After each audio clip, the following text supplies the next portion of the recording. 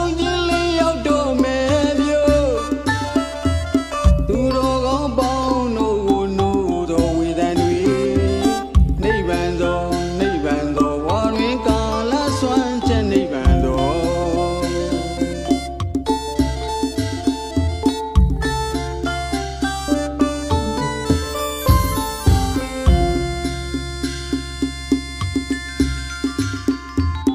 အလုံးကြီးလေးရောက်တော့မယ်ပြို့သူတော်ကောင်းပေါင်းတို့ကိုနိုးသောဝေဒန်တွေနိဗ္ဗာန်သောဝါတွင်ကာလဆွမ်းချက်နိဗ္ဗာန်သော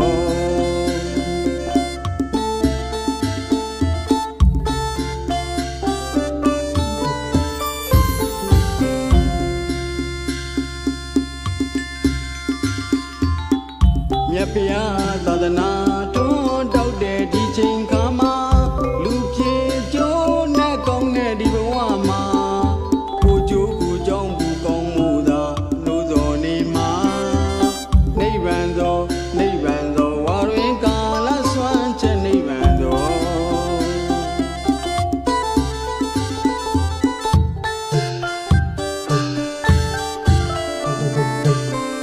ဒီညိုသတာပေါင်းများပြီးလူရန်ကြပါတန်ဃာတော်တွေကိုရည်မှန်းလို့တော့ကုသိုလ်ပြုပါ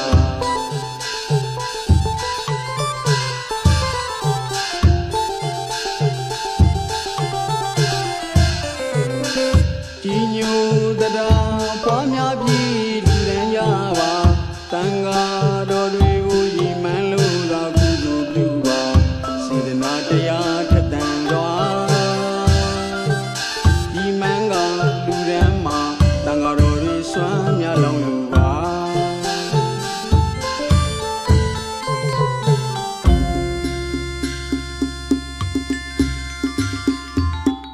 ဝါတွင်ချိန်ခါပွားများဘာဝနာ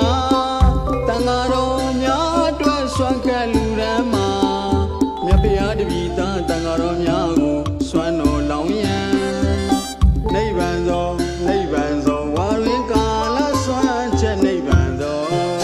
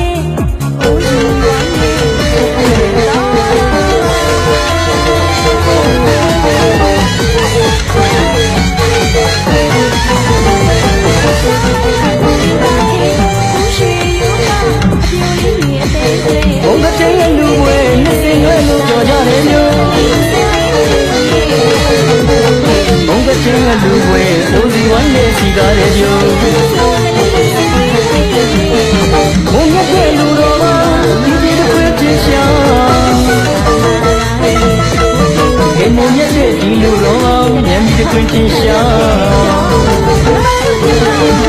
ကရင်တင်ငါမှုစက်ကလူတွေကရင်တင်ငါမှုစက်ကလူတွေအလိုရချီကံကောင်းလောင်ရှိအလိုရဘယ်ရောက်မှမလဲမနေ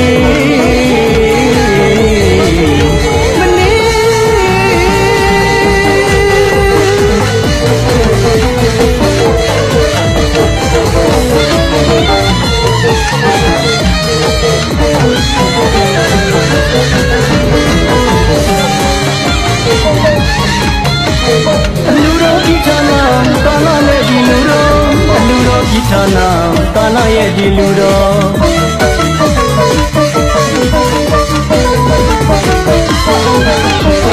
ဒါမှလည်းသူပြောနေအလူတော်ရဲ့ခုပင်တစ်နှစ်မှတစ်ခါတုံးနေရှင်ကပြုံးလို့သူပါတယ်ကွယ်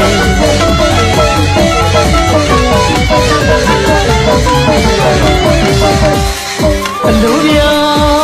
ရဲ့နာဘုံဆက်နေတစ်ချိန်အလိုပြရတနာဘုံဆိုင်တဲ့တစ်ချိန်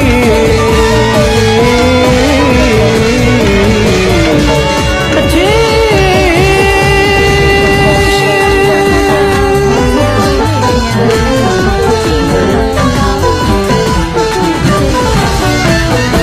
ပြောင်းရှင်နိုင်ချင်းမို့အလိုတလားတွင်မှကြည့်ကြရတာအထင်ွယ်တော့လူရှင်တွေပြောလို့မဆုံးပြီးတပြုံးနေဝမ်းရောက်လို့ဟာစက်ကလူရန်ရတဲ့ငမ်းမှာလူကြီးလူငယ်ပေါင်းရကပျော်ပျော်ပါပါကျွေးမွေးလို့သာဆောင်းလက်ကြနေတာဘုရားမစိတ်ကြောင်းမသိနေအလူမဆိုပြန်တော့တတိဝဲခေါ်ကြတာမြင့်မြတ်ရရှိမြက်ကထိန်သင်္ကန်းကြကြတာ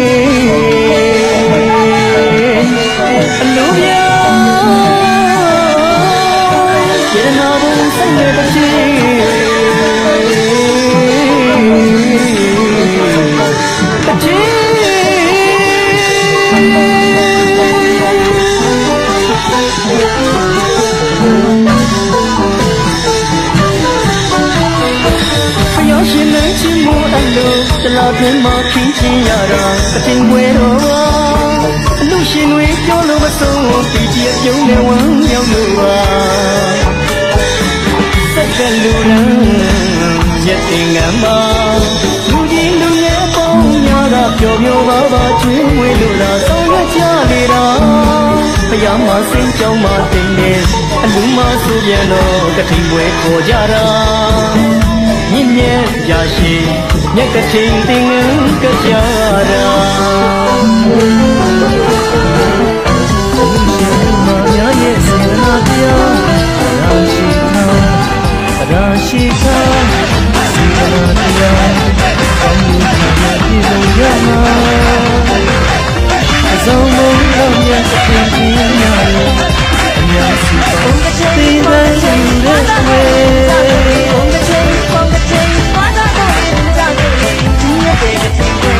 ဒီတိုင်းရွယ်လို့ပြောဘုရားဘုရားမောင်ရောအလူမောင်ရရဲ့ပြောဒီတိုင်းရွယ်လို့ပြောဘုရားအလူမောင်ရရဲ့ပြေ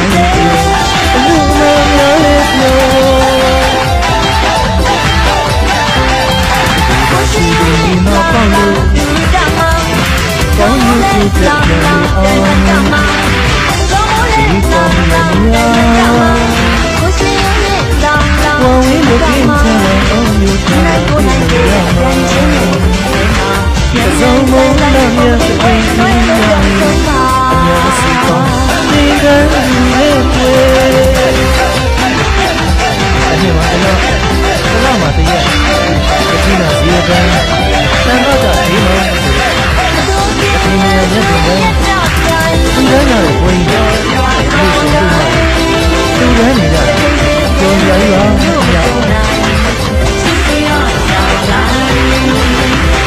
ဒီတော့ရှိရင်ဒီမှာပေါ့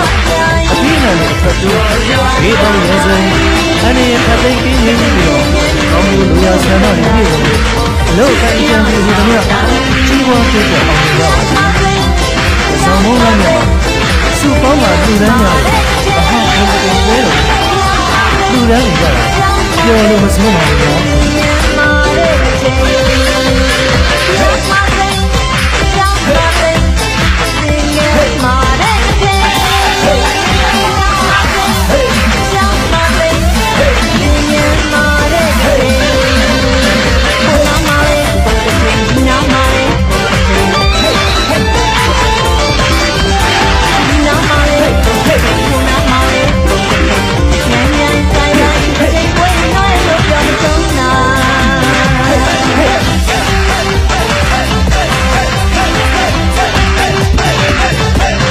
ဆောင်လိုက်ခြင်းရုံလို့သိရမယ်လို့ပြောခြင်းရင်ကိုစနေဆက်စတဲ့စီရင်လူပါများရဲ့စေတနာတရားရာရှိခါရာရှိခါစေတနာတရားကောင်းလို့တရားပြည့်စုံရမှာသစုံမုံတော်မြတ်ခင်ကြီးများရဲ့ရောင်းစီပေါင်းဒီကံနဲ့ွယ်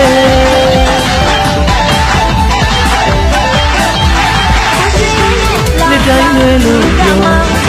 ရားလူရှင်များလူမောင်ရလေးပြောလက်တိုင်းနဲ့လို့ပြော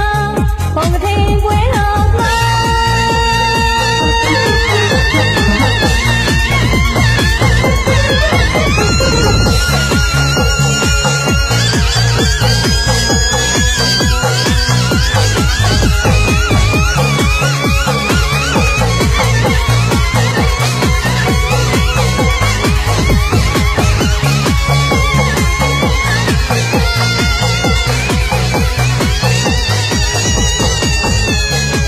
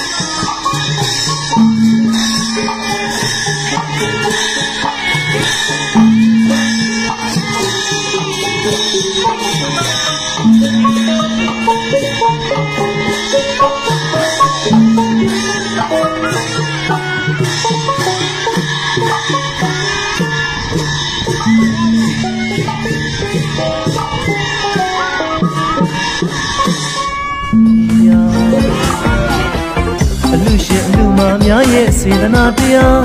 တရားရှိထားစေတနာတရားကောင်းကျိုးဖြာဖြာပြည့်စုံကြမှာ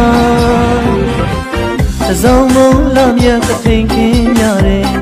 အများစုပေါင်းသင်္ကန်းလူတဲ့ွယ်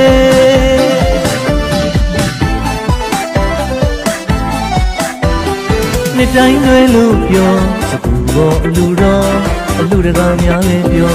အလူမများလဲပြောဟေးနှစ်တိုင်းတွေလို့ပြောစကူပေါ်အလူတော်အလူရှင်များလဲပြောအလူမများလဲပြောဒီသာရွှေပင်မြေမှာပေါက်လို့ကောင်းယူတူတဲ့အကြံတွေအောင်ဘေးပေါင်းရနေရဝဝေးလုကင်းချမ်းသာကောင်းယူပြပြပြည့်စုံကြမှာတစုံမုံလာမြတ်ကထိန်ခင်းကြရဲ့အများစုပေါင်းသင်္ကန်းလူတဲ့ွယ်ဒီနေ့မှာတလမှာတရက်ကတိနာဇီဝတန်တန်ခါတာဒေးမှာဆိုတဲ့ကတိနေရမြတ်တင်ကန်းလူတိုင်းကြတဲ့ပွဲကြီးမှာအလူရှင်လူမတွေလူတန်းနေကြတာပျော်စရာကြီးပါခင်ဗျပရိသောရွှေပင်မြေမှာပေါက်လို့အဖိအနံနဲ့အထွက်တိုးဘေးပေါင်းရန်ဆွဲ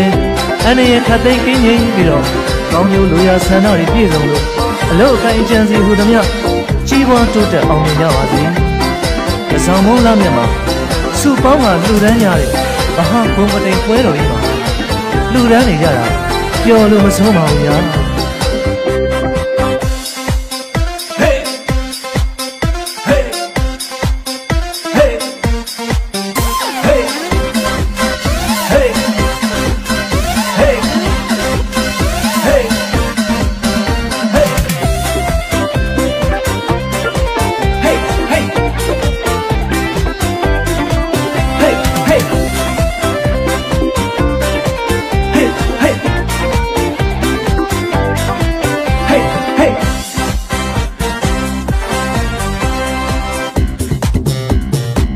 တစောင်းတိုင်းချိန်ရောက်လို့သင်္ကန်းမြတ်လူတော်သူပြော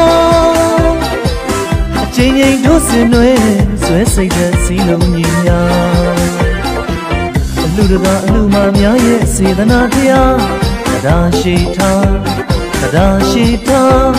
စေတနာတရားကောင်းကျိုးဖြာဖြာပြည့်စုံကြမှာတစုံမုံလာမြတ်ကထိန်ခင်းကြတယ်အများစုပေါင်းသင်္ကန်းလူတဲ့ွယ်နှစ်တိုင်းတွေလို့ပြောစကူပေါ်အလူတော်အလူရှင်များလဲပြော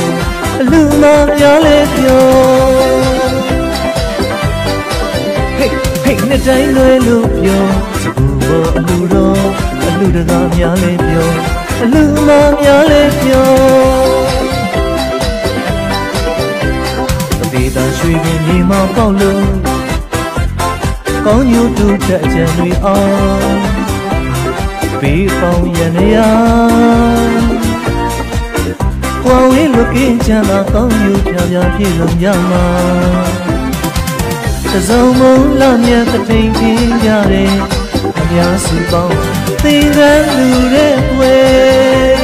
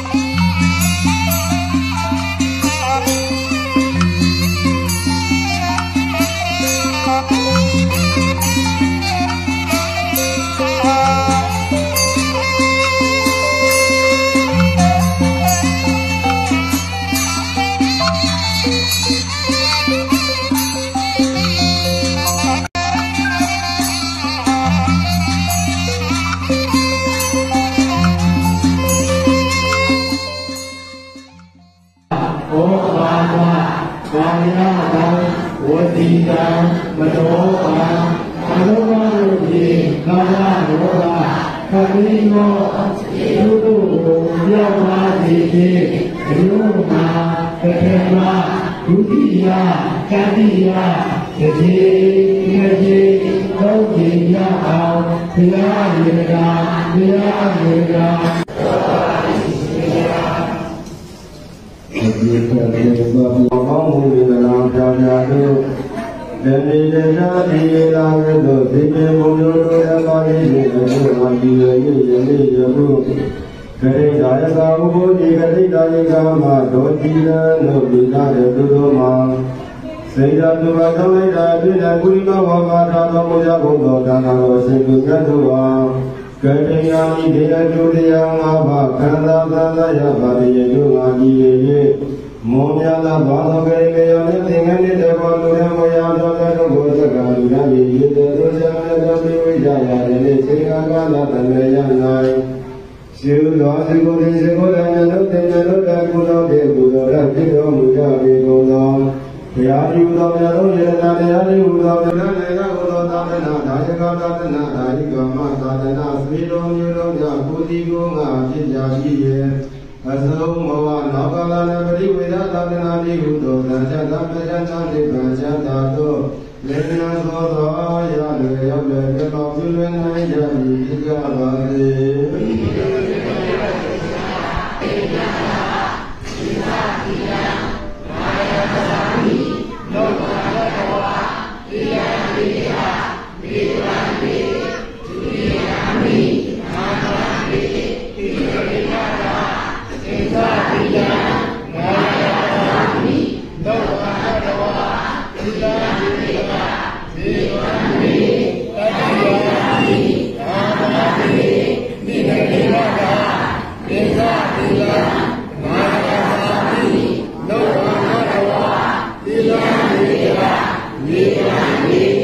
ယမနံဝထာယ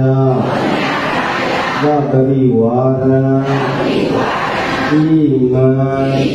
ကတိနာသီဝရံသံဃတာယေမဣမိနာသီဝရေနာသံဃောဝိလယာနုရူပံကတိနာအထရထာဗန္တိအရိယာနွယ်ဝင်သံဃာတော်အစုလူရတော်ဖရာမေယံသတိဒါယကသတိဒါယိကာမသစ္စာဂုံတော်ဘုရားတပည့်တော်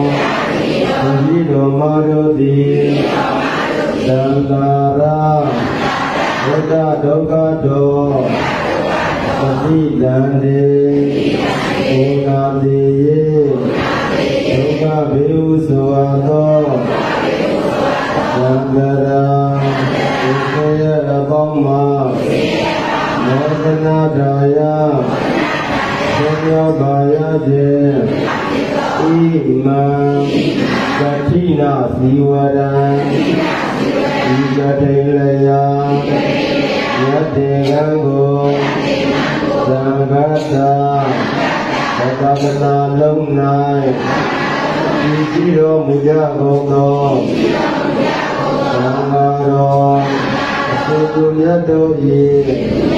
ဒီလာဘုံသမာဓိကို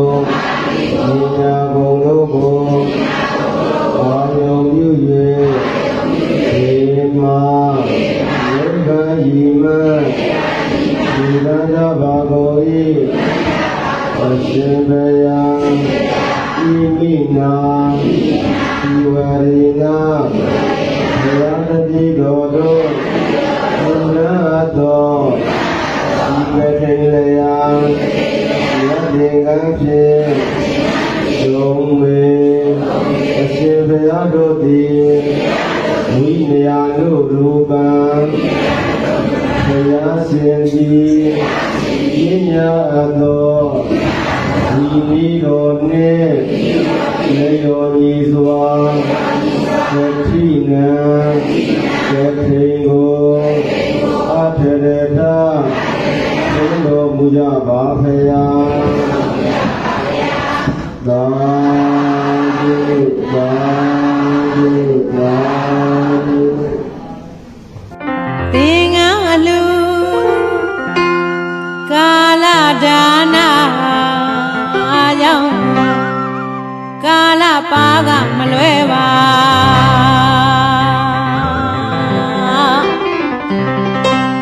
သင်္ကန်းအလူ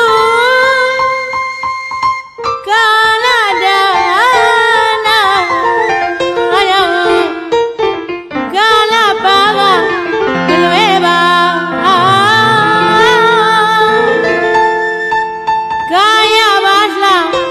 ကဲတာသည်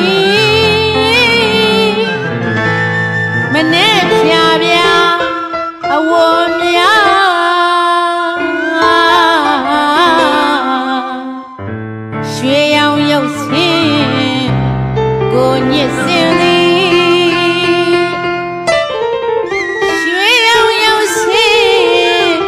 ကိုညစ်စင်သည်ဘောမတင်လွယ်ကိုရောင်တောင်းပါသာ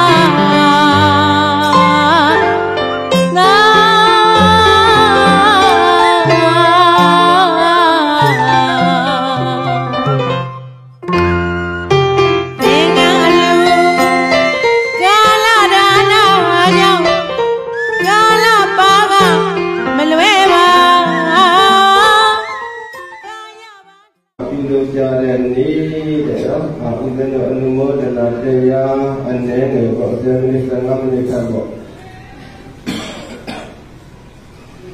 အဲ့တော့ဦးဇင်းတို့ဗုဒ္ဓဘာသာဝင်တိုင်းဗုဒ္ဓဘာသာဝင်တိုင်းမှာအလေးအနက်ထားကြတဲ့ခရယာတရားတန်ခါဆိုတဲ့ဉာဏ်နာ၃ပါးဆိုတာရှိတယ်ပေါ့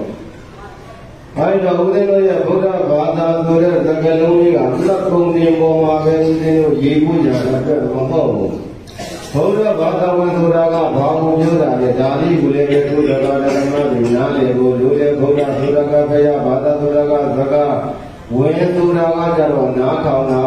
တဲ့မြတ်စွာဘုရားဟောကြားခဲ့တဲ့တရားဓမ္မအတိုင်းလိုက်တာကျင့်သုံးတာကိုဘုရားဘာသာဝင်လို့ခေါ်တယ်။အဲဒါဗုဒ္ဓဘာသာဝင်တိုင်းဗုဒ္ဓဘာသာဝင်တိုင်းကဘုရားကိုကိုယ်ဝယ်တဲ့တရားကိုကိုယ်ဝယ်တဲ့သံဃာကိုကိုယ်ဝယ်ကြတယ်အဲ့တော့ဖယားကိုဘာကြောင့်ကိုးပေါ်လာလဲနောက်တစ်သက်တက်ပြီးတော့နေရတယ်ဆိုရင်ဦးစင်းတွေတို့ဒကာဒကမတွေရောလည်းလည်းအဖြစ်ချက်မနဲ့သူပါရဲ့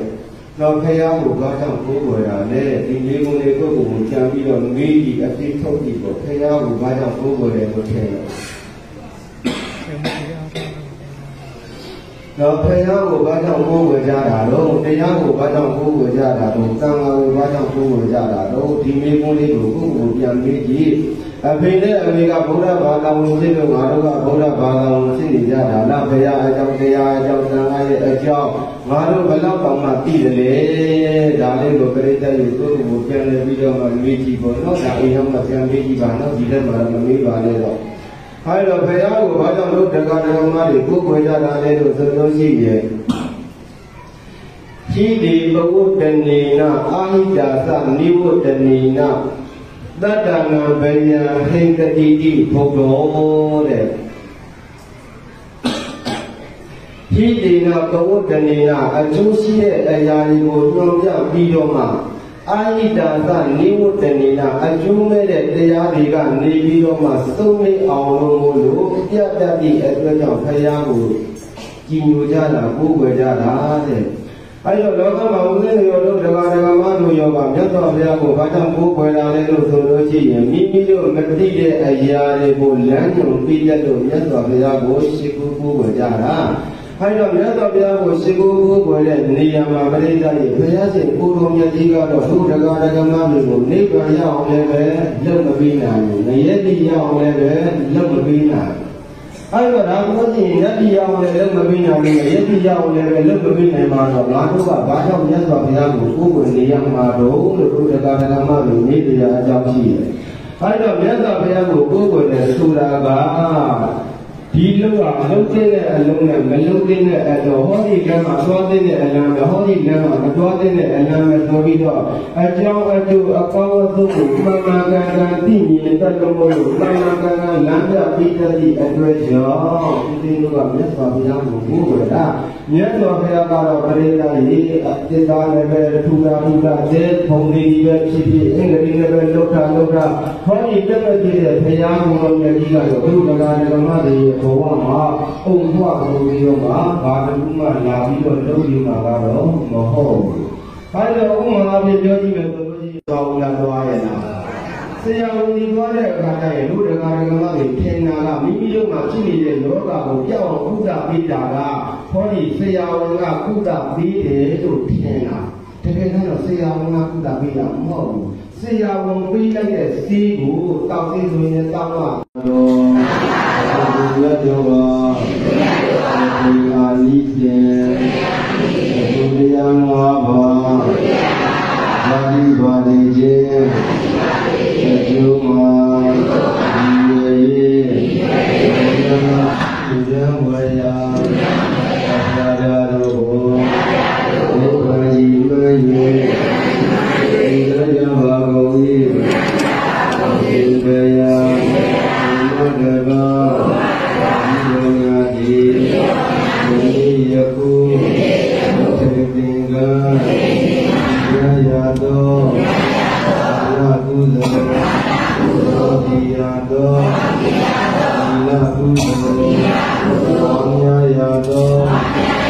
အာလာဟုဇောကုဇောရောဂီဘုရားကာယအာရောဝေယ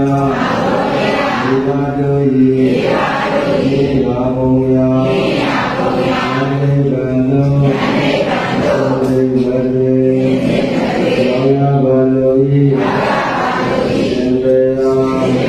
ဓမ္မဒေဘာဒီယောယတိဒီယေတုသေတင်္ဂယာယတောဘာဝသာစီတောဘုကောင်းမှုသူတို့ဤဘုရားကိုဘုရားဖြင့်ဘုရားတော်ဘုရားတော်မှာဘုရားတော်ဘုရားတော်သာကြီးတော်တန်ကြီး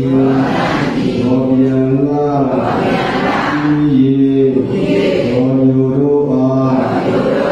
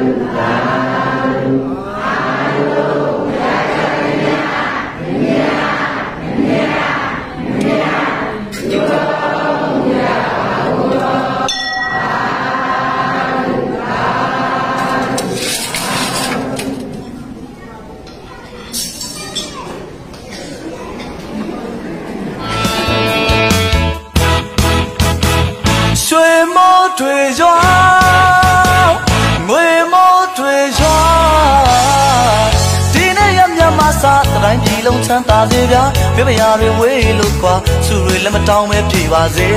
ခမညာရွှေမိုးတွေရွာငွေမိုးတွေရွာ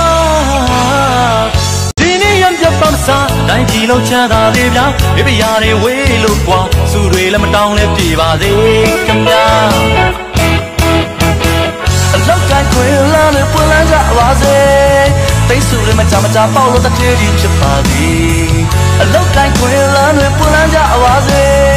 သိစုတွေမကြမကြပေါလို့တထေးကြီးဖြစ်ပါသည်ဒီနံတွေရောင်းဝယ်ပေါက်ကဆိုင်ရတဲ့ဘာတွေပေါ်ပါစေတောင်သူဦးကြီးတို့တွေလက်ပြမငွေတီးလို့ပြုံနိုင်ကြပါစေတို့များကြီးသားလေးတောင်းစုတောင်းလို့မြတ်တာတန်ဝေးဘေးပတန်းလို့အေးချမ်းကြသည်ငြိမ်းချမ်းရေးပန်းပွင့်ပါသည်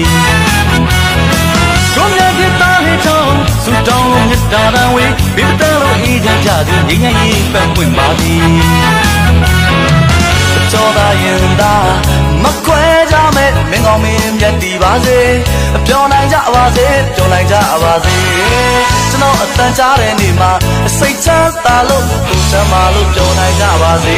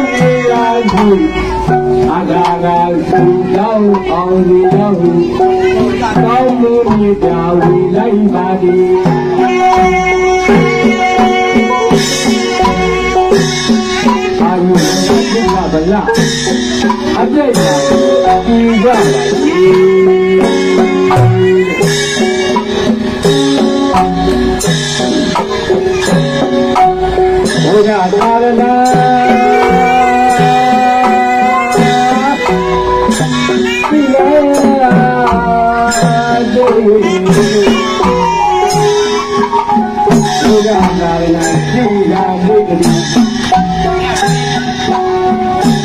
ကောင်းမှုကြီးရှိလိုက်ပြီ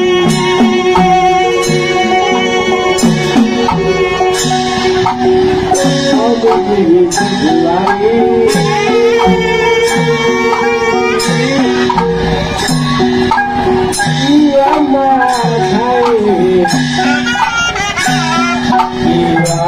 ခိုင်နိုင်လေဒီရမှာခိုင်နိုင်လေ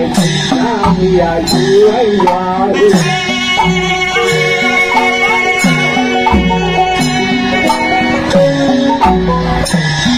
သာမီယာကျွေးရွာ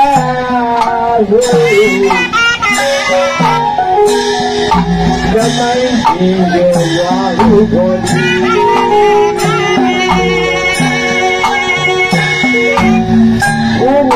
ပြာဘုဝေတို့ကြရတို့ကြမင်းတို့ဒီလိုဝိုင်းကြည့်ရပါသေးရကြရရတယ်ဟာဒီတဲ့သာရဏတော်ကြီးအားဘုဝေကြတယ်အဲ့ဒါမဲ့တော့ရဲ့သာသနာတော်ကြီးပါလေသာသနာတော်ဆိုတာပါလေဒါလူငယ်တွေကြည့်ပါနော်ဒီအဲ့ဒါသာသနာတော်ဆိုတာကဒီတစ်ခုအဆောက်အဦနေတာဒါကလူဝတ္ထုကြီးတွေနော်ကျောင်းကြီးကလေးတွေတိုက်တာကြီးတွေလားဒါရလည်းပဲလုံးဝသူပစ္စည်းတွေအမှန်သာကနာလို့ပြောလို့မရပါဘူးယနေ့ကဒီသာကနာဆိုတာပါလေအကားကိုမြင်ပြီးအနစ်ကိုမသိကြတော့တဲ့အခါသာကနာအားဖြင့်သာကနာအားဖြင့်လူရသားတွေဟာအစောဝင်နေတိုက်တာကြီးဒါတွေလို့ပြင်းနေကြတယ်ဟုတ်ပါလို့နောက်တစ်ခါကသာဝနာဆိုတာအဆုံးအမပါတဲ့ရက်ကြွားရသုံးပါးကြီးလေတရားတွေနော်ရက်ကြွားရသုံးပါးကြီးတရားတွေကိုလိုက်နာကျင့်သုံးသူတွေသာဝနာကြည့်တယ်နော်တရားတွေဘလောက်ပေါ်ပေါ်ကြောင်းတွေဘလောက်ပေါ်ပေါ်နော်ငါငါတွေဘလောက်ပေါ်ပေါ်လူသားတွေကမလိုက်နာဘူးဆိုရင်သာသနာမကြည့်ပါဘူးဒါကြောင့်ဒီဘုရားကြောင့်ကံမရတတ်ကြအိုးရင်းကြီးသာဝနာအဖြစ်လားဟောက်ကူဖြစ်ပြီးလား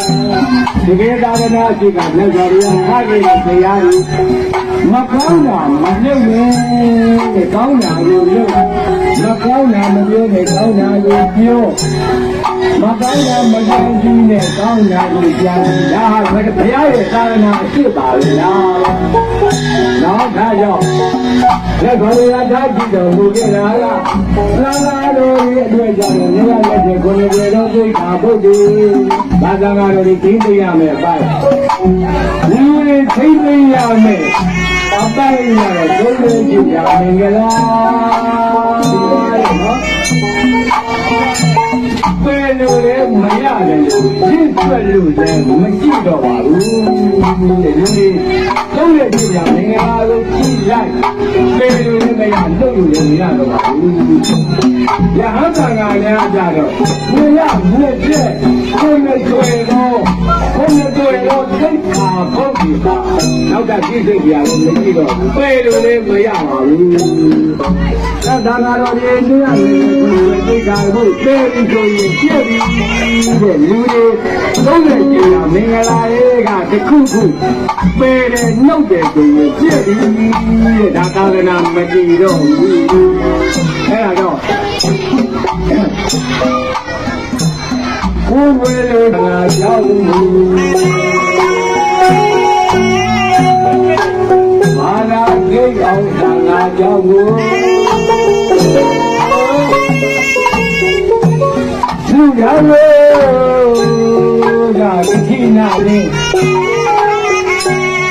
မင်းလာကဘူးဖို့ဒီလာကမဆိုဒီသားနေသေးလူရလို့ရာကတိနာလေးဒီဝရစင်ရပန်းနာဘူး